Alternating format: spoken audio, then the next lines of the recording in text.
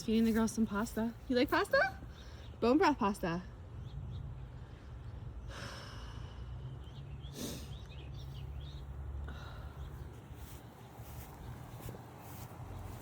So basically,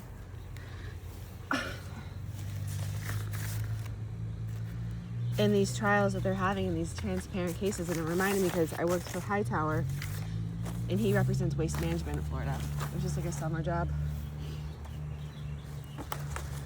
But you know, he came and visited the office in Orlando. It was their smallest office, and he was like doing a little bit of a Q&A, and he's basically talking about a story where he was submitting evidence on a PI thing, and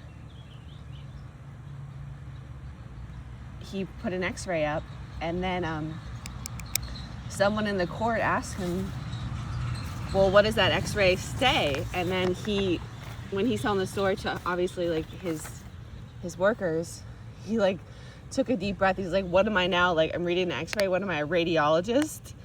And like, but he's like, but they asked me to, what does it say? Like, so I'm being asked by the court to tell them what the radiology says.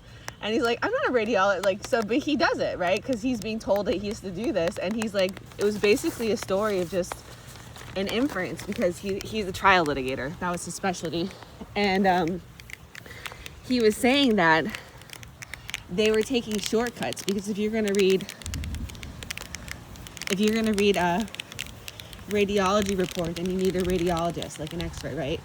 And just like on legal record with my mom and dad, my brother-in-law allegedly said that my parents were like old and decrepit. They have multiple art galleries and work every day.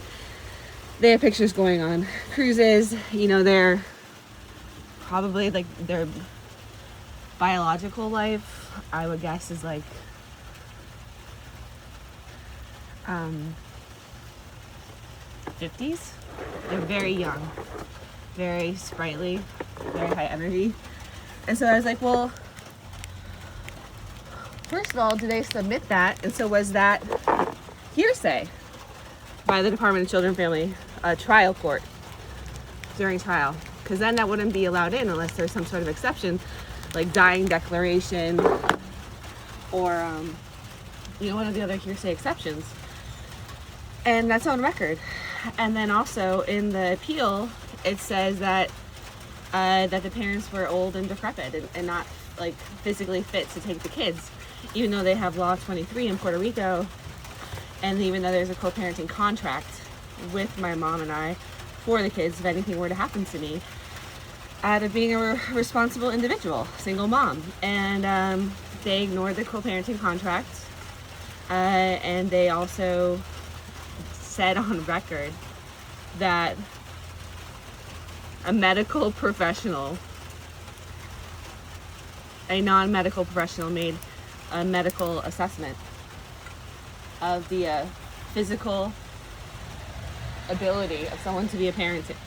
And so what I'm finding out in my story is that these atrocities that are occurring to my beloveds are basically modus operandi, typical issues.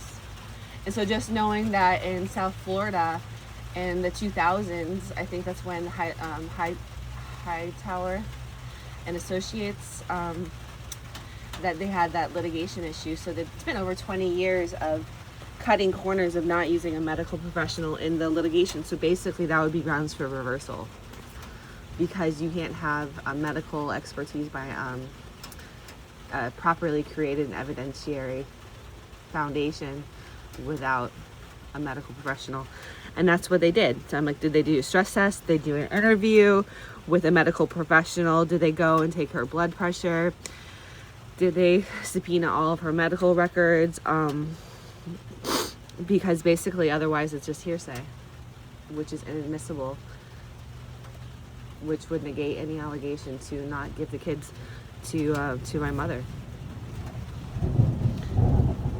They're cheating. And as soon as I had that thought, it started thundering. So basically, you probably have over 20 years of state court mistakes like this.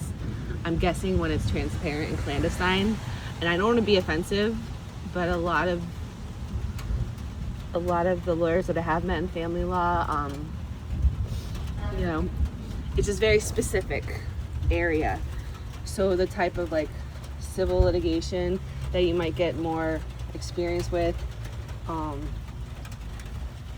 they just didn't have enough trial education, in my opinion. So they just cheated. I don't even know if they knew all the rules.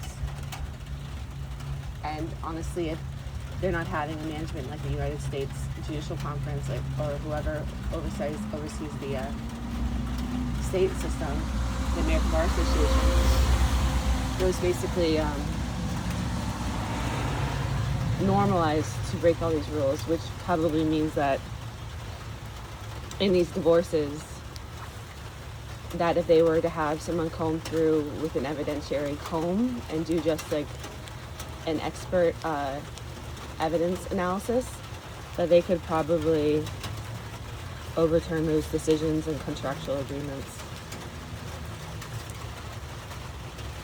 And that Rebecca, the assistant to Senator Moody, reached out to my ex regarding the Puerto Rico case, the appeal that he and his lawyer filed.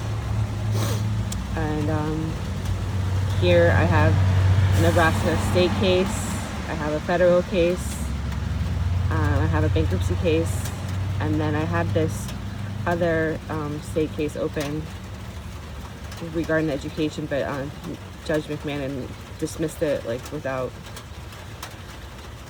legality when I requested the hearing and trial. So I'm not sure where to put my energy. Right now I'm focusing on the federal one. It's a 426 CV 31 56. And where I have subpoenaed Zoom, third party for data, and also for all the case hearings that were recorded, and then also subpoenaed X, because on the night of the taking I was live and I accidentally deleted it unintentionally, and it had like the midnight raid where they broke in. So to subpoena that with the federal case for them to return the children, and that Senator Moody talked to the individuals that's funding the Department of Children and Family in Puerto Rico. Basically an investigation there. How are you spending this money? Do you get to keep getting it? Right? Because if they are getting federal funding and acting in this misappropriation, then misappropriation of funds, and they've had notice of these misappropriations, then it's a ground for termination of funding. That all the people that stole my kids lose their job.